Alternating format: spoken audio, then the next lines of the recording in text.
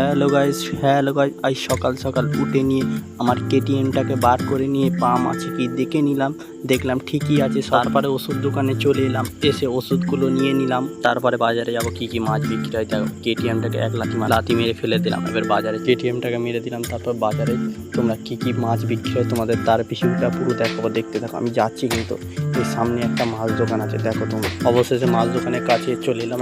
একটা কাকা দেখি বস্তা নিয়ে দাঁড়িয়ে আছে, কি বড় বড় মাছ আজকে, ইলিশ মাছ আরও অনেক কিছু মাছ আছে। একটা কাকা বস্তা নিয়ে কিনবে বলে এসছে, তোমার দেখলেই তো। আজ কিন্তু বেশি দোকান বসেনি, সব ইলিশ মাছ আর ল্যাটা মাছ এইসব বিক্রি হচ্ছে।